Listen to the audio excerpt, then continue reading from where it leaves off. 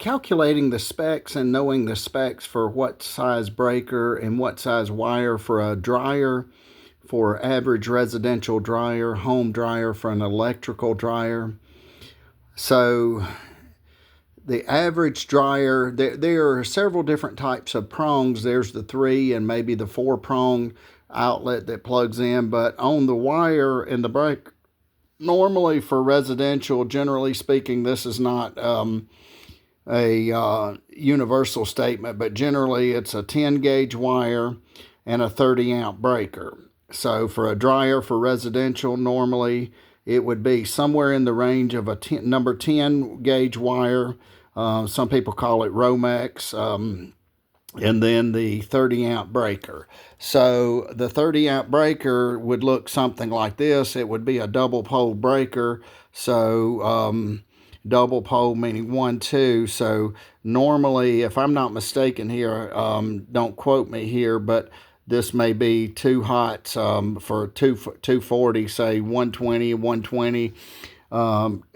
Collectively 240. So again, the 30 amp breaker, this should be sufficient for a residential dryer for the residential application, and a number 10 gauge wire. So do keep in mind that wire, anything copper, brass, etc., has gotten pricey. So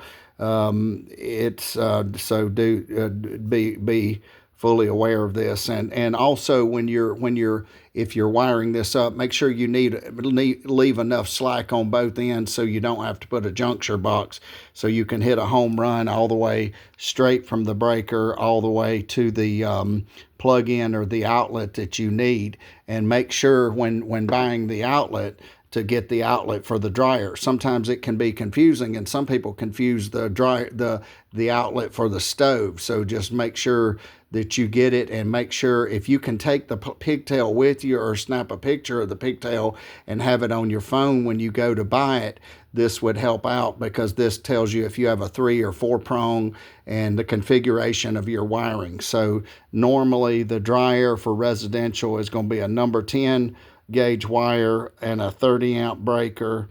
So again, a number 10 gauge wire, 30 amp breaker. And the 30 amp breaker, generally speaking, there are different manufacturers, but generally you can see it here, 30. So you would have a hot here, and then perhaps then there's a ground somewhere on the that goes to the ground bar, and then now on the that would be 3 wires technically. There's 4, so I'm not sure.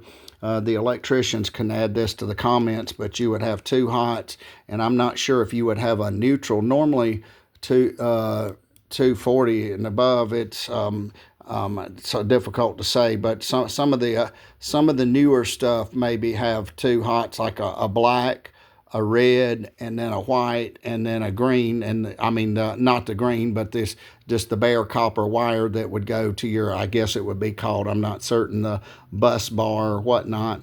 But anyway, but here's where your voltage comes in. So this is the off and this is the on position. So if you flipped it here, I'm assuming it would be in the on position. So again, to reiterate what we're saying, we need a 30 amp breaker and a number 10 wire. The breaker needs to be sized with the wire. So normally this is for a dryer for residential use.